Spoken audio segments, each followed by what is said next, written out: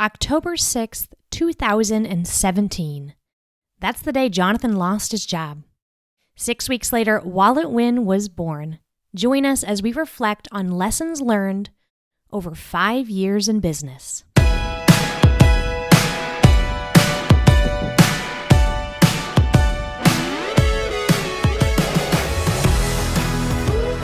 October 6th, 2017, that fateful day. It changed our lives forever. It's become a notorious day around our house, a day we now celebrate. We actually do celebrate it now, annually. Maybe in the moment, there was mixed emotions, mixed feelings. Mm-hmm. But the story was that Jonathan on a Friday afternoon called me that he lost his job. Trying to find my boss all day to ask him some questions. Mm-hmm. And then he magically shows up Friday afternoon and asks if I have a couple minutes. Yes, and you'd only we had moved to Omaha for this job, knowing that someday we might start a business, but being closer to family would help us do that. Mm-hmm. So it's not like we completely despaired, but it was kind of a shock that Certainly 1 year after moving states for a job, they pulled the plug on a project they, maybe should not have pulled on because there just hadn't been enough time to really get it off the ground. Neither here nor there. God allowed it to fall apart. And other people have now taken that idea, and they've gone other places. That idea, that yes. exists That in the world. God is still growing that idea in other spaces in the church. And then Jonathan and I were able to, 6 weeks later, with a 2-year-old and a 10-month-old, we were able to launch WalletWin out of thin air, knowing almost nothing about an online business. Mm-hmm. And other than, you see these ads online of people being like, I just had a webinar and I have a business now. Some of these, I don't want to call them lying to you ads, but kind of lying to you ads. We saw these things, got confidence that we could do this too, and we leapt out of the plane with babies strapped to our back, and we started our business. Yeah. And it has been a rocky, at sometimes journey, but uphill. Mm-hmm. Uphill since then. Yeah. Yes. But I want to go back to the then of since then. Okay. I want to look back on that day, and I'm so thankful that I did this. But there was a podcast at the time of this guy. He'd left his job at NPR and was starting a podcast network. And he made a podcast of About him that? doing that. So I have no idea what's going to happen. I have this meeting, we don't know. So you follow along what's going on while he's in this big career transition. And so I happened to have a voice recorder with me in my backpack. And so I thought, well, I guess I could be like that guy and record myself right now. Take this moment of time and let's freeze it. Let's put it in amber. And then we can look back on it over time. Yeah. So I was maybe a couple minutes into my drive home. I took the voice recorder out. If I had a mic or not, but I, got it ready, hit record, and then started talking. Kept driving home, and then just kept talking. Mm-hmm. And we listened to this on the podcast 1 year later. 1 year later. Still pretty fresh. Now I'm laughing because it's in our first year of business. Not only did we get our business off the ground, but we also adopted again. We had a surprise adoption come up in the middle of that first year, and so our business had experienced all extremes possible in the first year. And then from that space, more stability, more lessons, better lessons, for really running a business long term. We've gained experience in and learned. And so that reflection from 1 year, we'll link to it in the show notes of this episode. Yeah. I'm interested on what we said. I didn't listen to it because I didn't want to spoil myself for today. I'm going to guess some of the themes will carry through, but they're going to be deeper and more meaningful. Yeah. And then there'll be a few newbies that we just never saw coming. in that first year. Yeah. And so we're going to listen to that episode. Yep. Maybe make some commentary as we go about listening to it. Well, the recording of that day. Yes, I'm so sorry. The recording. Yes, I dug up the I get recording things- again. So it's been 5 years since it happened. 4 years since we've listened to it. Mm-hmm. And we're about to play it for you now. We might, have a comment or two on top of it. And then we'll talk about everything afterwards. Yep. All right. Let's do it. Hit play on this dramatic recording. All right, I'm gonna just let me turn the radio off and the air down. Gotta make sure I can hear you. All right, so I'm in the car driving home from what used to be my work. It is October 6th, 2017, and I was fired today. I was given the chance. I left my job today. She resigned. It's October 6th, 2017, and I left my job today. I'm going home, and this weekend is going to be a long weekend, because I ain't going back. I'm done. I resigned. I'm out of there. Because I'm going all in. I'm going all in on WalletWin. All the way. We at least had a name. Yeah, we did. Like, we're doing this. This is the risk. This is the moment. This is the all in, let's do this thing moment, right? This is Alex Bloomberg quitting NPR before he started Gimlet moment. This is I'm just psyching myself up the big right now. one. This isn't terrible. This isn't the end of your This is life. actually a good thing. Yeah. Right? Do I believe in WalletWin or do I not believe in WalletWin? Right? Do I believe that it will be successful and it will provide for my future and my family's future? Or have I just been screwing around this whole time? We had been dreaming and scheming about WalletWin. We're about to find yeah, out, but our my test. answer right now is that it's real. And I'm going to work hard. I got my butt. I got a fire under my butt now. Like, my butt was warm before. There are some sparks. But we got a fire going on right now. All right? We got a fire up on this booty. Who are you? You don't talk like this around me. It's kind of unknown. I've not been unemployed, technically, before.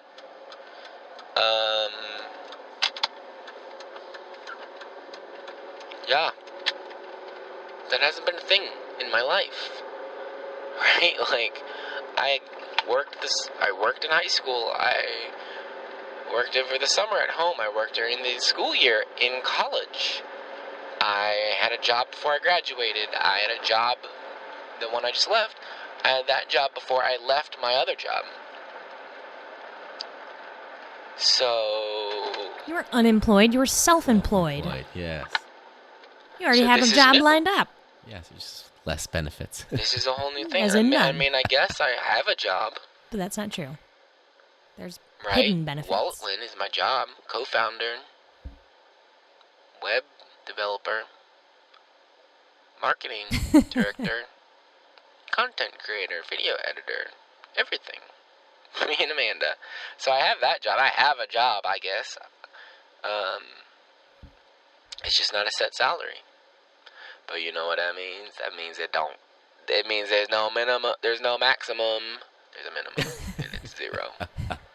Maximum's never been a problem around here either. Maximum. Haven't quite got there yet. Can't be the max. It can be unlimited. Not unlimited, not infinity dollars, but right, there's no cap. Like, I get a bonus if I bust my butt because we're helping more people and we're like,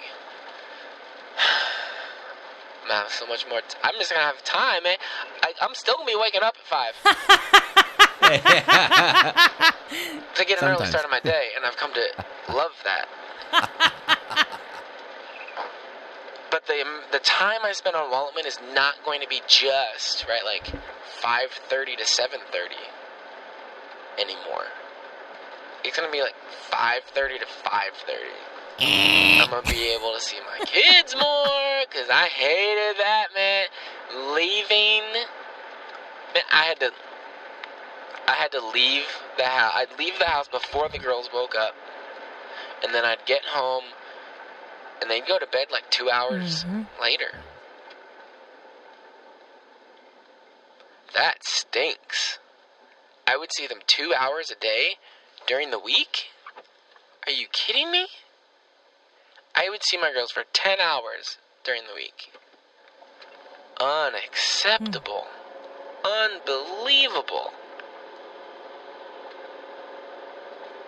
I don't think so. So that's fantastic.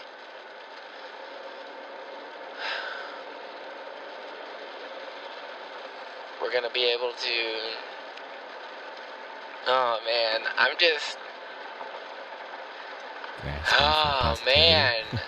The more I think about it, the more I talk out loud about it, the more I'm processing all this, it happening,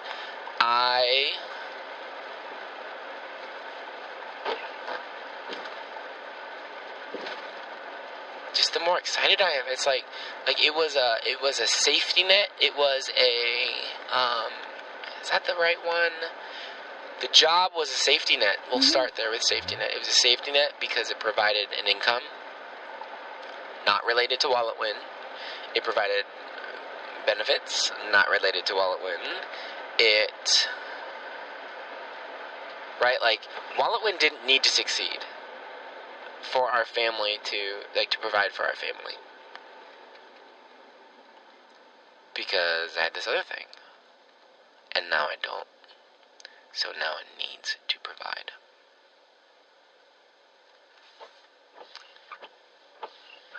But it's also so good because finally we'll have the time to give it what it needs give it what it needs so it can provide for us. Oh man, that's cool. That's crazy. Yeah, so safety net, I'm thinking like a bungee cord or something, or like a safety harness. I don't know. What I'm thinking of. Yawning. Tired, man. It's a long day. What I'm thinking of is like those those harnesses that you'll see maybe like a football player or something or a track runner wear. Like it's a parachute harness thing.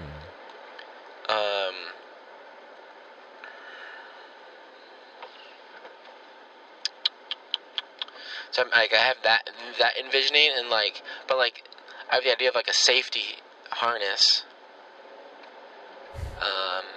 Make your point. Mixed with that, because it's like, all right, it keeps me safe, but it's keeping me back. There it is. It's restrictive. You're driving. It's helpful. The brain but is restrictive. Slower And so it's gone.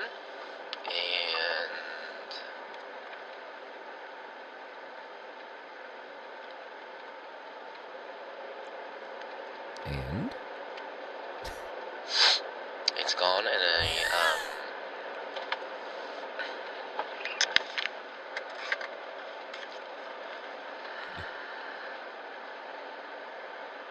the restrictor's off, baby. The governor on the engine is off. We can go as fast as we want now. Did you know we had young kids? I don't have to keep thinking about I still knew. I didn't as understand. Fast as we want, huh? I didn't understand. Pushing away the thoughts of WalletWin while I'm at work during the day. When my mind is thinking and working and active, I don't have to push that away. I don't have to say no to working on the thing that I want to work on. I don't have to say no to this project that's going to help so many people and is going to, provide for my family. I don't have to say no to that anymore. I get to say, hell yes. What's this to it, language? or let's say it a different way, Trying to right? psych 'Cause I myself did up. just read I a don't thing know. and If I that was kind say of the word convinced hell, that I shouldn't say that correct me. anymore. Use hell. You see that? So I can say, I just corrected oh myself. yeah, you baby. were disillusioned having an Yeah. I don't have to say out-of-body no experience. anymore. I can say, oh Mhm, yeah, mhm. baby. I don't have to like squeeze something in on my lunch break and not have enough time to finish it. I don't have to take forever doing something late at night because my brain is fried from working all day. Like, I don't have to do that. I think that might just be ADHD taking forever to do do this Hey. something. And it's good. It's good for me because my personality, my temperament, all those things that make up me, like, I'm very cautious. I'm very cautious. I'm this. very, let's make sure everything is safe. Especially when it comes to my family, and I guess like providing for my family, I'm very like safe on that. I need to make sure it's gonna work out, and that there's something there in case something doesn't work or blah blah blah. Like, so this is kicking my butt. This is gonna kick my butt. Take that roll over. To, like, I don't know, mature, grow up, didn't have grow to, a new piece of me that embraces. Right? It's not even embracing uncertainty. It is embracing that God's got us. It's like, do you believe that? Do you believe, Jonathan, that God loves you? Do you believe that God loves your family and those beautiful little girls you've got? Because if you do, you're going to be like, if you believe that's true, if that's true, that God will guide you through this and will not like abandon you and your family in this, that He will not let you and your children die of starvation and financial, like all these things. And I don't believe that He's going to let that happen. I don't know what's going to happen, but I know He's going to make sure we're okay.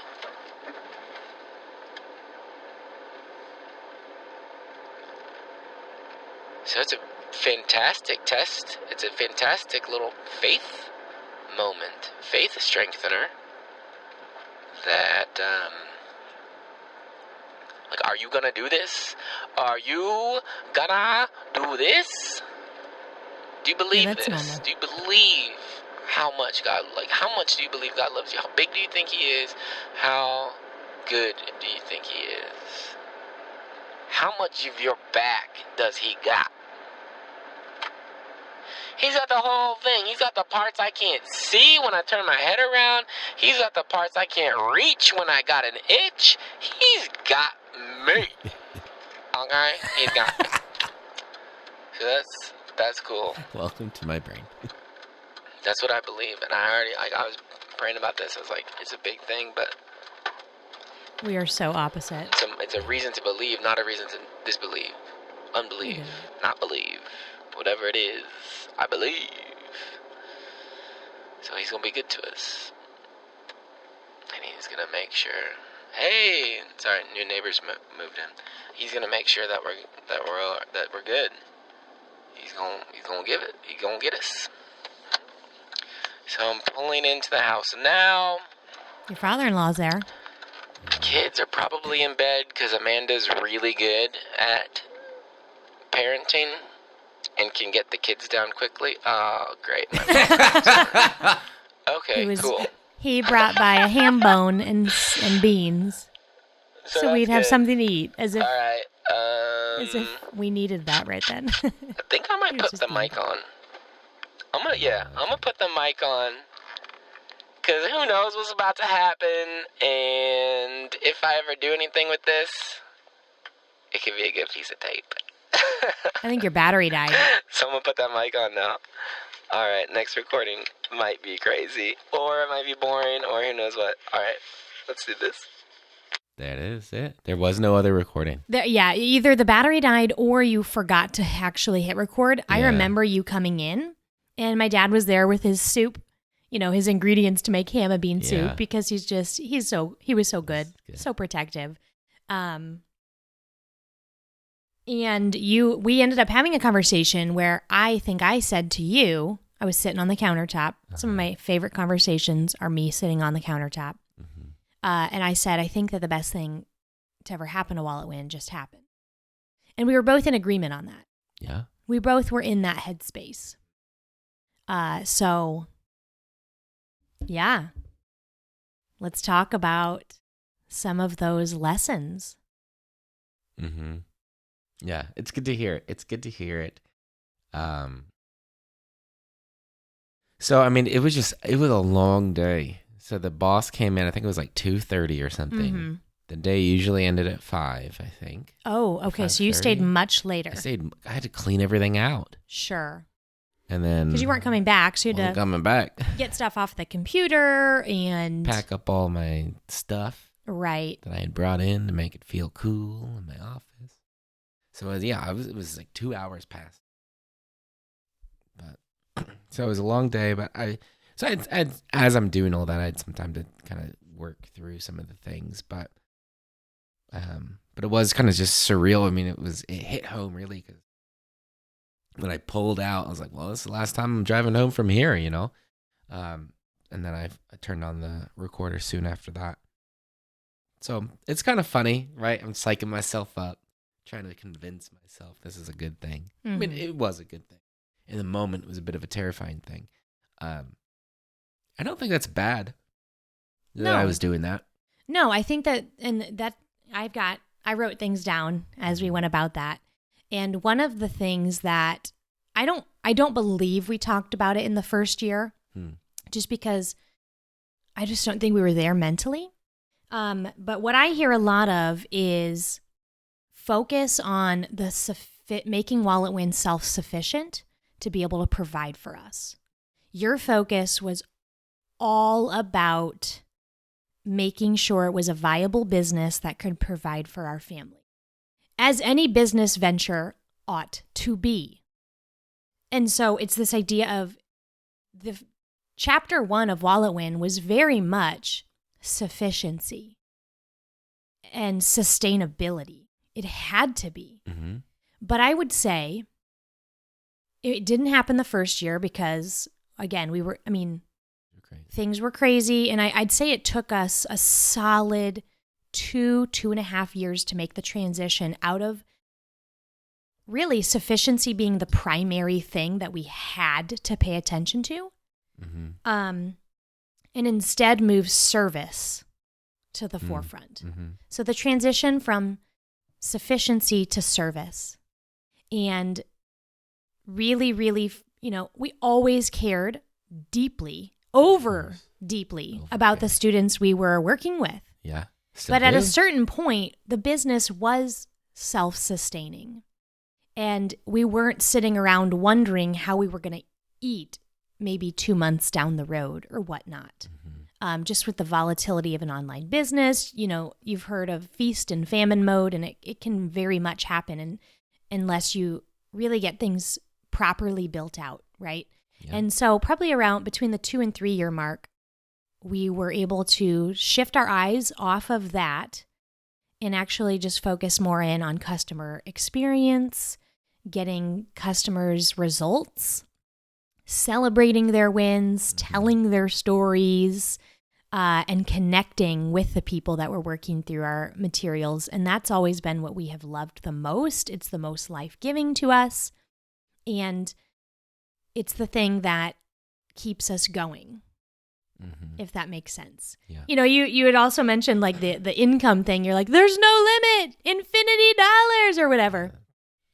And I mean, that's kind of like bro marketing 101 now. It is. You know, back in the when this started in 2017, starting an online business was halfway new. And yeah, the whole idea was, oh, I can work 3 hours and make $400,000. Woo! And certainly we've been able to make a healthy income. Running a business, things can feel tight from time to time, Mm-hmm. but the Tixeras certainly live comfortably. Yeah. And, especially when you look at, I work 18 hours a week and you work maybe 30. Mm-hmm. So between the both of us, we work just over what an average person works full time. True. And we make more than what, we make what two couples working would make. Just because that's what we need for our family. We've discerned that that's maximum fruitfulness for our family. Mm-hmm. And so we have definitely gotten to the place of sustainability where this works. And feel free to jump in here at any time because I could just keep going. Yeah, I'm waiting for a spot. Okay, I didn't know. I thought it was interesting. You were talking about something else, mostly talking in funny voices and being a little weird. That my brain is a lot different than yours, which it is in that respect. But also, we've gone through the Strengths Finder and all that stuff. Mm-hmm. It might be my number one. It's in the top 5. Might be number 1. Positivity. Mm-hmm. So this whole stinking time, oh, well, this is a good thing. This is what's good about it. This is what's good about it. Sure, there's a mountain of about it, but I'm looking at what's going to be good, what this can provide for us. And by focusing on that, right, being able to move forward and keep going with it. Yes. So one of the other positives that you listed there that I really want to talk about, and I don't think we really understood it at the time, was this time freedom. Well, one, you mentioned, I'm going to be working on WalletWin from 5:30 to 5:30. But the beauty of being an entrepreneur is that you don't have to grind it out 12 hours a day.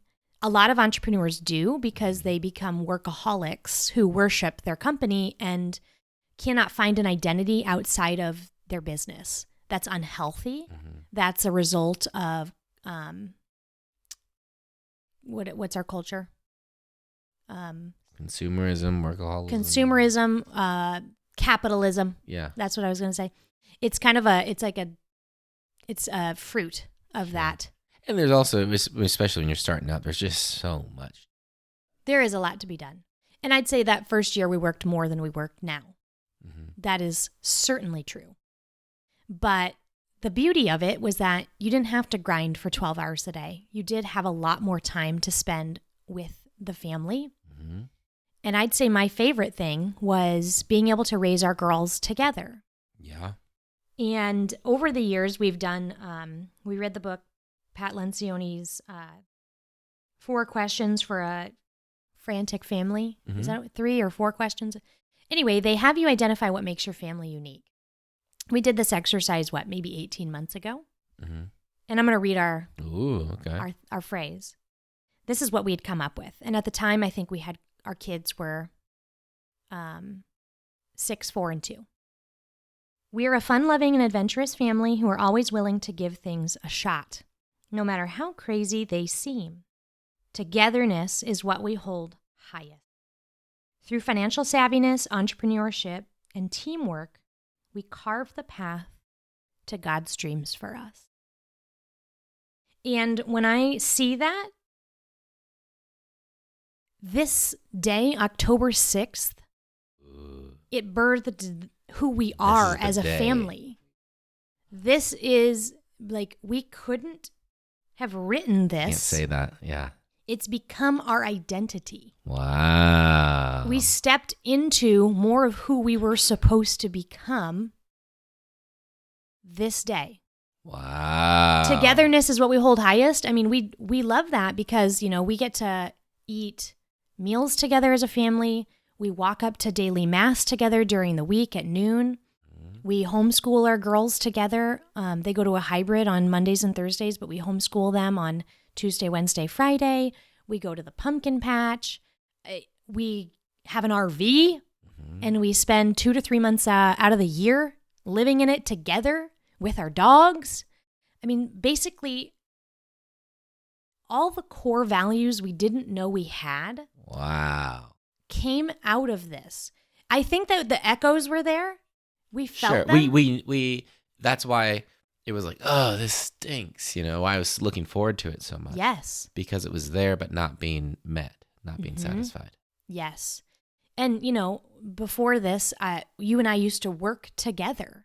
Yeah. We ride up and we drive up we together. carpool to work. Yeah, eat lunch together. Our existence has always been different in our family from kind of the average bear. But then I remember when I started staying home with our oldest and you were still working, something felt jarring. It just didn't feel right. We were supposed to be doing something together. Yeah. And not that we didn't love the job that you were doing at the time, but it's almost like God he'd put these inside of us because all of us are filled with different calls, missions, preferences, all of personalities. That. He makes us unique, but I can see the early longings. Wow, man. That never could have been realized had we not experienced October 6th. And now, literally, part of our identity is not only financial savviness, which we possessed prior to October 6th, but entrepreneurship. I say I firmly see myself as an entrepreneur. Yeah. What would you say an entrepreneur is? Oh, goodness. There's a lot of different things that could describe that. There's a lot of different ways to say it. Here's my very boiled down version. Sees needs, meets needs. Yeah, I was going to say something about that along those lines. Doesn't necessarily, a lot of times you're meeting those needs or finding those solutions through a business and an offering, but the core of it isn't, I'm going to own a business, make some money. It's there's something out there that needs to be different. We're going to figure out the way to make it. And I could have that entrepreneur mindset even without owning a business or anything, right? It's just be the way you approach things at another job or in your family or in your life. Yeah, even like that could be a mantra of a family at home. You see socks on the floor, do something about it. That, that radical just proactivity.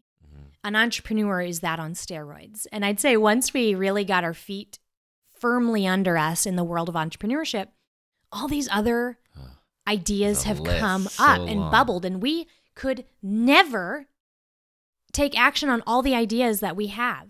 And so there's been times when we've passed business ideas on to other people.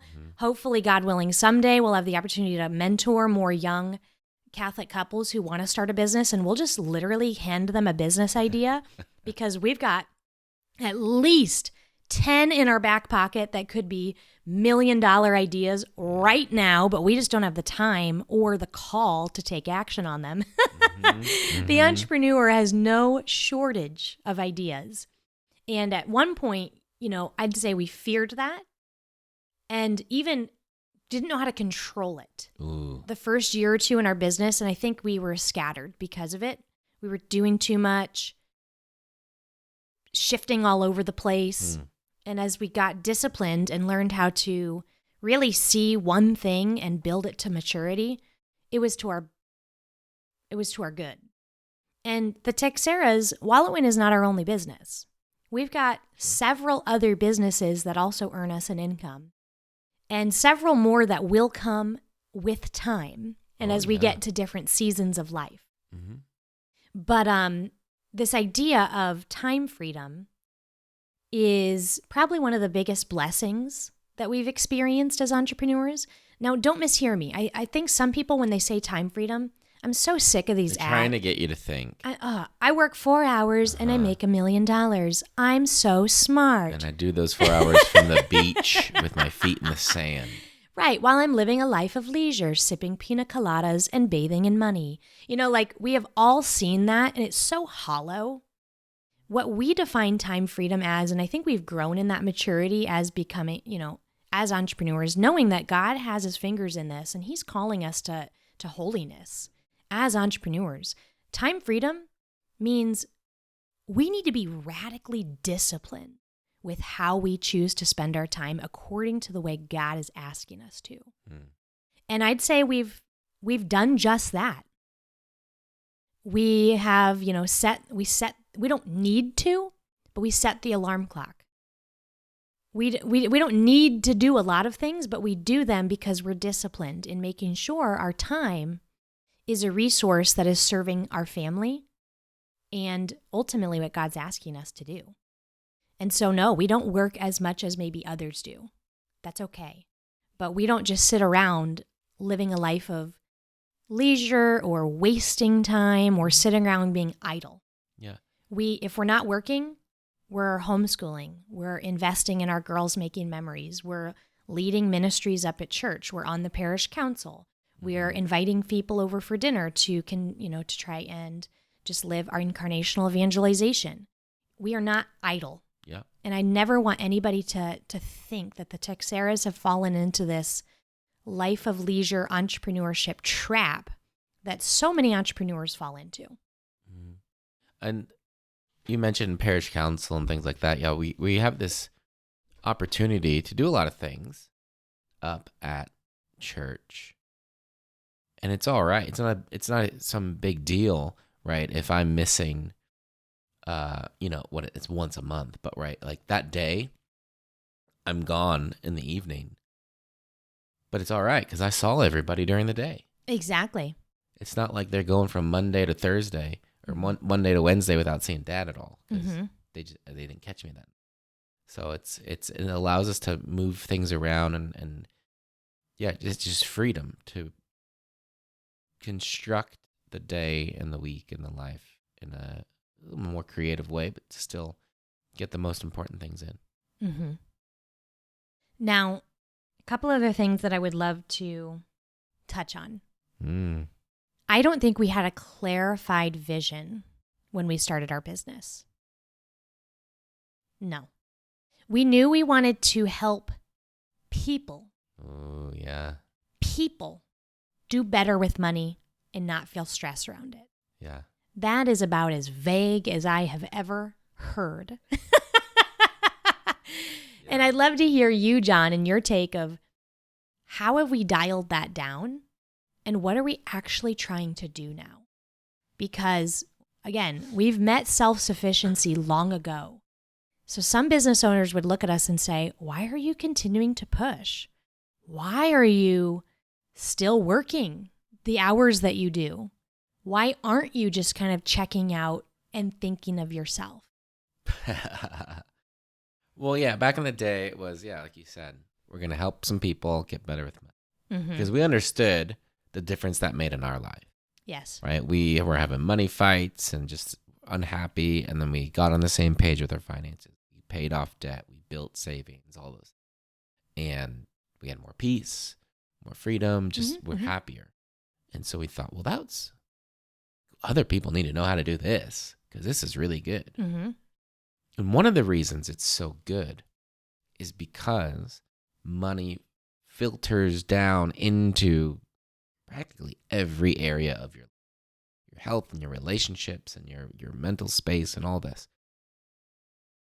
And one of the things that can do, and I think we were experiencing it, we were seeing it, but we didn't quite maybe understand it all, was it frees you up. It allows you to say yes when God asks something of you, right? If you're single and He's asking you to go be a brother or a sister, well, if you're out of debt, you can more easily consider that instead of having to pay all this debt off first. If you're married and it's maybe it's being open to life and welcoming another child into the home. Well, if your financial situation is more put together, it's a lot easier to look at the other parts of your life and say, yeah, this is we can do this. We should do this. And then we started seeing that. And I mean, just for who we are and our experience as missionaries and working in the church and all this, a lot of the people that we were serving at the beginning were Catholic. Sure. We have our fair share of people who aren't. Yeah. And still do. They've stuck around. But it was those folks that when we could talk with them or if we were speaking with them one-on-one or something, like we could talk deeper. We could get to the heart of things. And we really started seeing, oh, we're not just helping folks get better at their money. We are helping couples and families and individuals live their life in with their essentially what God is asking us to do with our money that is fully integrated into our life. And when we do that, we can operate more as who we are called to be. Mm-hmm. We can be good stewards. We have the heart and the desire to give more and to see more things happen in the world. Oh, and we know what we're doing with our money, and we have more freedom with it, so we actually can give more than we used to. So we started seeing that and what was happening. We thought, well, what are we screwing around with doing anything else? Mm-hmm. And we started to learn more ourselves. Yeah, that's true. It just, early on, we stuck with where's money in Scripture. And that's kind of where we thought most of the information was as Catholics. Mm-hmm. Dave Ramsey was a big influence on us in the early days. And so his only playbook was Scripture. Mm-hmm. And he does take a few verses completely out of context. So we did have problems around that. But then we started seeing money being covered in the catechism. Mm-hmm. We started seeing it talked about in encyclicals. We started seeing it radically different situations, but in the lives of the saints. Mm-hmm. Some who handled vast sums of money, some called to give it all away. Yeah. And the church had so much dynamic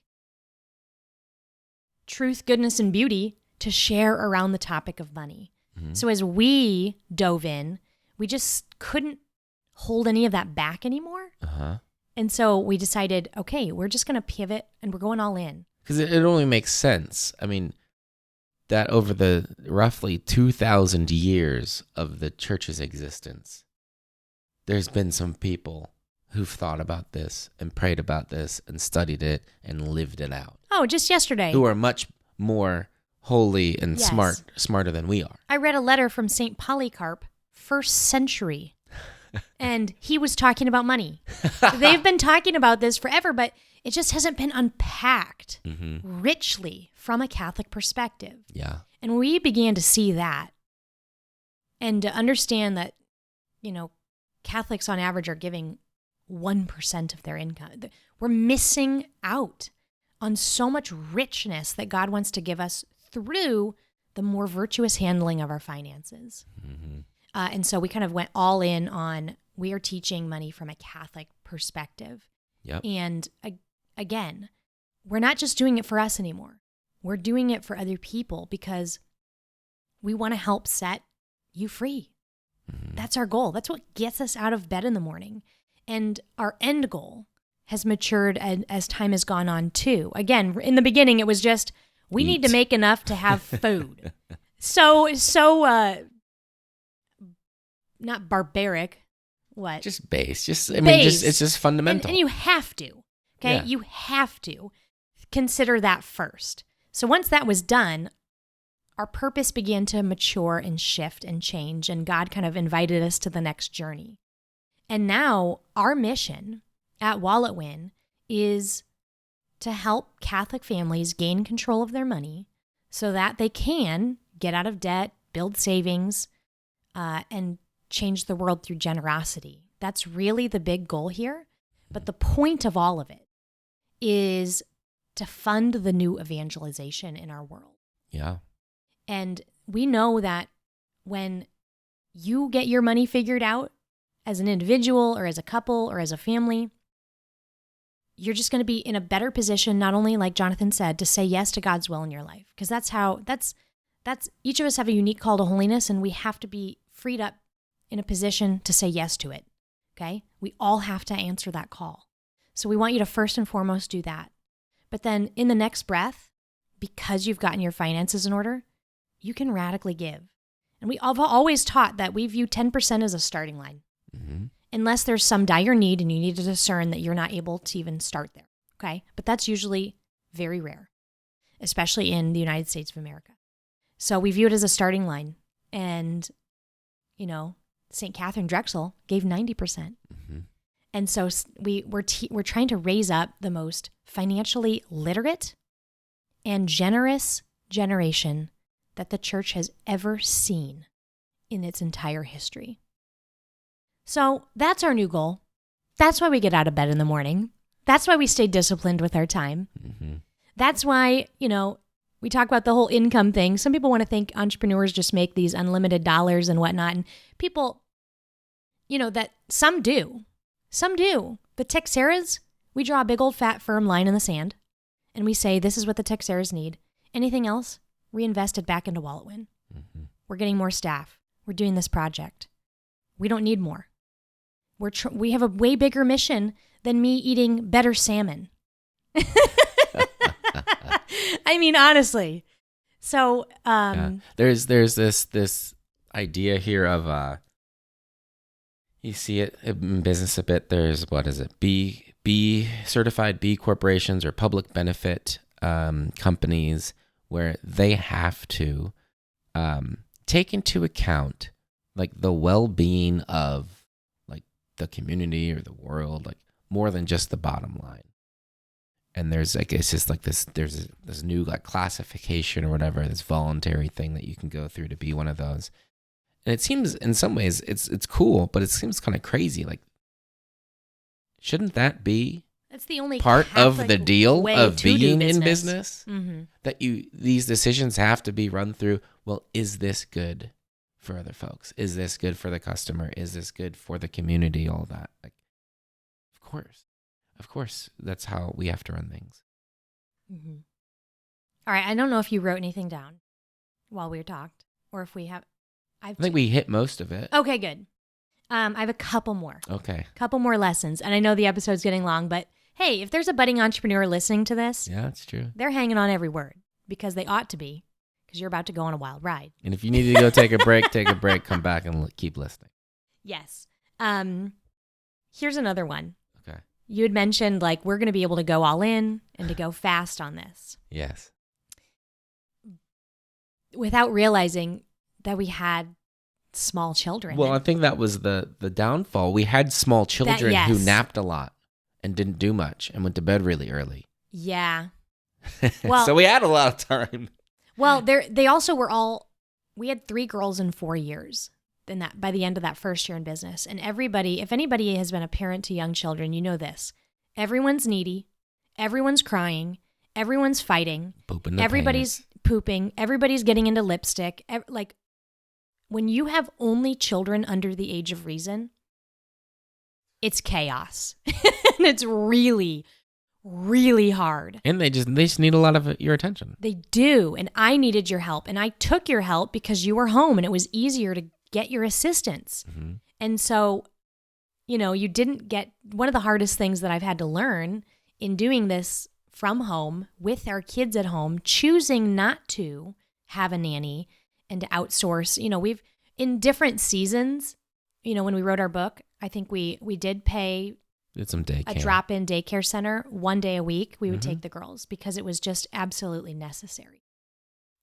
But we only did that for a few months. Mm-hmm. But we've wanted to have them home, but it has meant our business, it's a lot more slow and steady and a lot slower than I'd ever want it to be. Mm-hmm.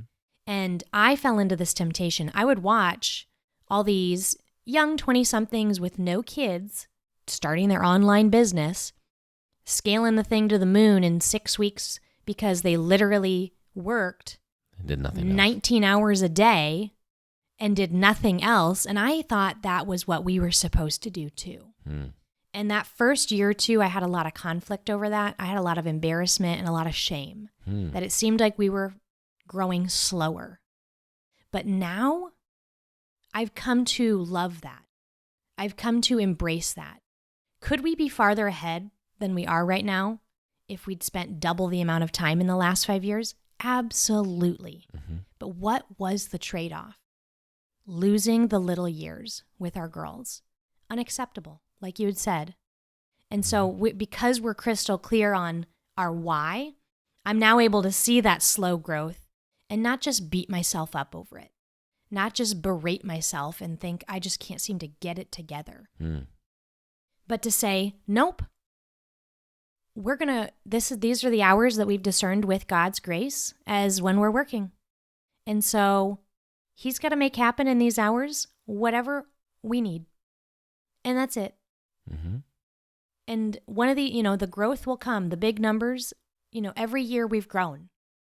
And And big numbers don't mean a lot to us. To us, the real representative of that is just more lives impacted, more lives changed. We don't really care about the numbers. But early on, I don't think we had that maturity. And Sure. I felt like if we weren't at X, then we were bad entrepreneurs. I'd say also, not to get too far into this being some big business kind of thing, but in those early days, we didn't know any other Catholics trying to run a business. Like there's a guy who was a plumber or whatever, but like somebody who's online primarily, teaching things, stuff like that. Like membership, there was nobody podcast. else. Who was there? That we knew. I Right. mean, there's probably a couple out there, but we just hadn't run into them. And we slowly started kind of bumping into a few and finding some other folks. So now we have I'd say a healthier idea of what's going on. We the people we see doing something similar are doing it similarly. Right. So we say, okay, yeah, this is a way to do this. It's not, the folks who have operating from a different worldview who are they're putting running God business first, and family second, Yes. and their business third, firmly third. Mm-hmm. Whereas, in those early years, we were kind of just bumping shoulders with people formed by the secular. So we thought, I guess that's how you do world. this. Yeah. And I'm so glad and refreshed that we were able to pivot out of that. It was just toxic and no good. Yeah. Okay. One last little shout out. I don't think we reflected on it in the first one, but I think it deserves a reflection now. Okay. My parents. Here, folks. Yeah. My parents. There that night, my dad was with his beans and his ham bone. Yep. And if this all happened when we were living somewhere else away from them, the last 5 years would have been much way harder. Yes. Not only have they stepped in to help with the girls on Can't even count how many times. Yeah. countless occasions. I mean, so we can get some stuff done for WalletWin. Yeah. But also so we can go see a movie. Go have a date. Absolutely. Go on a couples trip, which we haven't done, but we're going to do with Mike and Alicia Hernan of Messy Family Project. They're having their family board meeting down in Cozumel in January. Can't wait to go. Yeah, they've stepped up and they've helped significantly. And then, this is going to sound like a silly one, but the early years of WalletWin, things were lean, and we had an adoption that came out as a surprise. And if you've read our book, you know the story. We wiped out all of our checking, all of our savings, all of our emergency fund to make that happen. And we had to rebuild that over the next 18 months. It was hard, but we did it. I'm so proud of us. But we didn't feel it as much. And this is feel it as much because my parents have always just been so generous with us. Yeah, and you could look at this and see it as the privileged few and all this business. But it's a power of family and the power of friends and people looking out for one another. Yeah. And so it was easier for us, and we fully acknowledge this. It was easier for us to have like a very, very small Christmas budget because your mother overdoes it a little bit when it comes to buying gifts for the girls. Sure. So it's not a big deal if we get them like 2 things. Or we have Sunday dinner at my parents' every week, and probably once a quarter we go out to dinner. We go out to eat. And so that was a really nice thing. They just covered for the whole family, and now we didn't have to budget for it. Just little things like that. Let's not get carried away and think my parents bought us a house or bought us a car. Nope. That does happen for people. And but that is nowhere close. Not these people. That's nowhere close. We're talking clothes, going out to eat once every couple months. Yeah. That's about it. My parents aren't buying us stuff for our house, like a couch or something. No, just some of these little lifestyle things that, because we were aggressively trying to scale the business to be sustainable and build our emergency savings back, they kind of assisted in that. Little things like for my birthday, getting a massage or something that we wouldn't have spent money on ourselves. Yeah. And so it made the blow of the early years, Softer. the leanness of the early years softer. And so I appreciate that. I appreciate their generosity with the girls. And I don't think I could have seen that sacrifice and the way that they have served us and you know, been a cheerleader for us since day one, even though my dad sometimes he was a little worried, you know, early on because he just wants to see us well. You think you're cautious? Nothing has caution like Yeah. Yeah. like Papa Joe. And so I've just grown to tremendously value their role in our life, in our business, and with our girls. And I don't think I had that 1 year in. And this idea that someone could make it on their own, I think is hogwash. And I think if you do make it on your own, it spells out a life of loneliness. And over the last 5 years, you know, not only my parents have been there, but you mentioned community. I cannot tell you how many times somebody's just shown up, particularly after Ellie came along, and they just showed up with diapers and toys for the big girls so they didn't feel left out because they'd been around the block and they knew that the big girls would be upset if the baby got toys only. Or the day that you lost your job, another set of friends brought over a 10-pound tube of hamburger, a bunch of spaghetti noodles, and sauce. Yep. You know, just kind of like, hey, if things get rough, you'll always have this. Yep. Just people took care of us. I had a migraine and another friend just had you drop our girls off.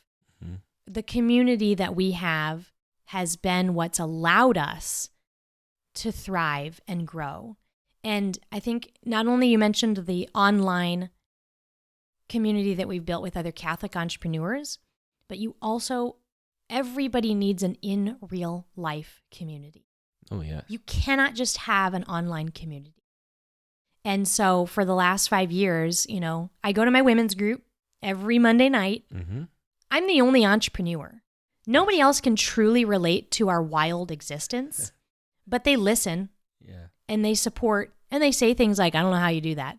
They think we're a little crazy. But they were there for our book launch.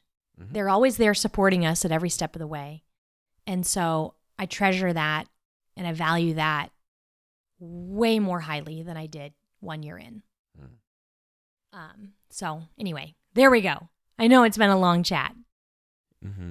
No, yeah, it's been quite a ride. I guess the one thing I had written down that we didn't talk about was just how cautious I was, and this has to be set up, and I just didn't understand.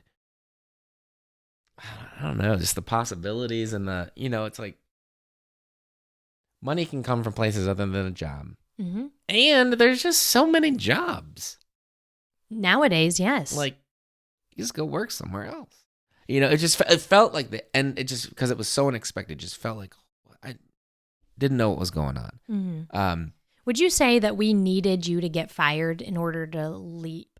Yes, absolutely. Would you say that we could have maybe made our lives easier had we gotten WalletWin launched, and then maybe you'd gone back and gotten a part-time or a full-time job and it possibly offered stability?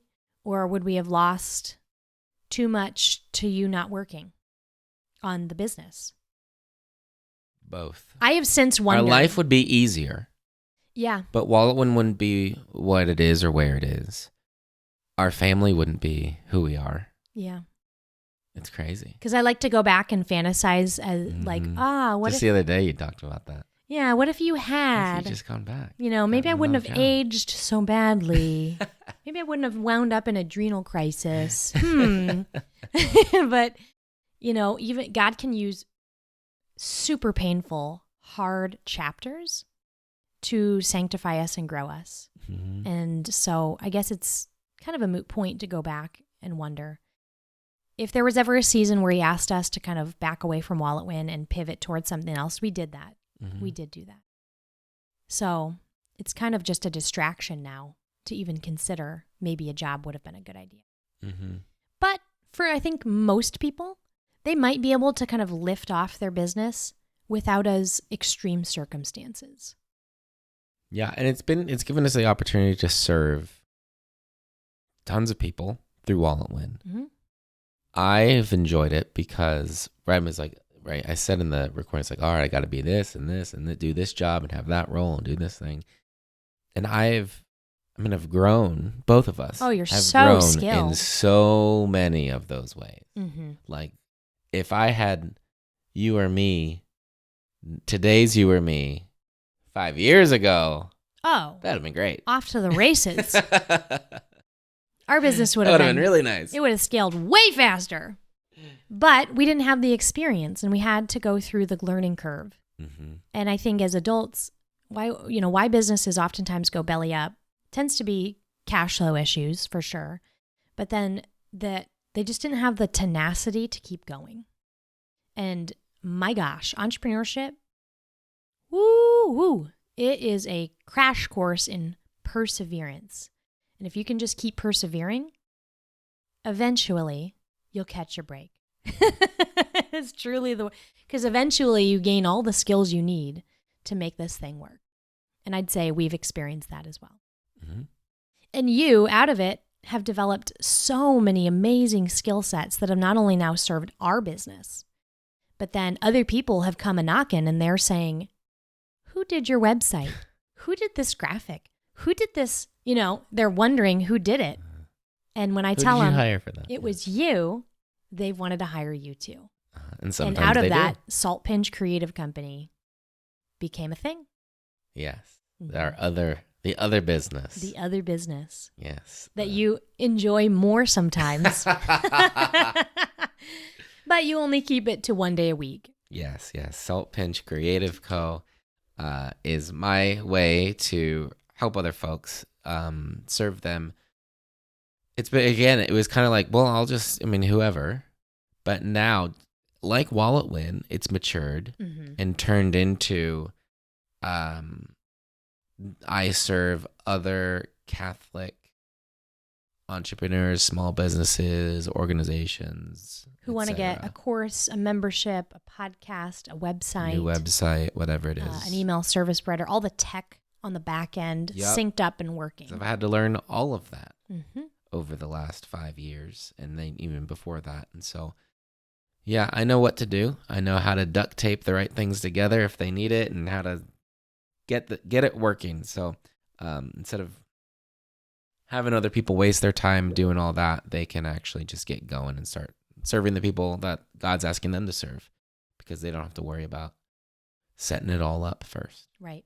So, yeah. So if this has been a fun conversation for you to listen into, and you're an entrepreneur, or you want to be an entrepreneur, and you want to have a extremely skilled tech savvy guy in the back room to get you online ASAP, and all your shopping carts and websites and all the things set up so you can just get going and not have to go through a really painful 18-month-long learning curve that we'd had in the beginning, then head on over to Saltpinch Creative.co. There we go. And you can go ahead and submit an inquiry, and it'll go right to Jonathan's calendar, and you can set up a time to chat. Mm-hmm. Yeah, and it's along the way, I always find myself like we go in. I'm gonna make the site. I'm gonna set up the course or whatever. We always end up doing a whole lot more. You do more. You helping can't not folks give more. understand. Yeah, I can't, because it's usually a project I like, and I want to succeed. So, and all right, well, how are we gonna market this? Who are we talking to here? We got to have a call to action. Yeah. So there's a lot of additional expertise. Mm-hmm. Yeah, you're not just which is what makes a it fun. graphic designer, which a lot of times people will go to Fiverr or to a graphic designer, but they don't have any real expertise with online funnels or business. So yeah, you bring a lot of richness. Yeah, it's fun. Yeah. So this is not to say WalletWin's going anywhere anytime soon. You just like tinkering in the back room, and we don't have as much to tinker with anymore. Yeah. So that's why you have your side business. Yes. So you can always go over there and inquire and see how he might be able to serve you. Thank you for joining us in this episode. Yeah. It was a lot of fun. We'll join you back here again to listen to this one more time 5 years from now. At the 10-year mark. All right. Until next time. Bye for now.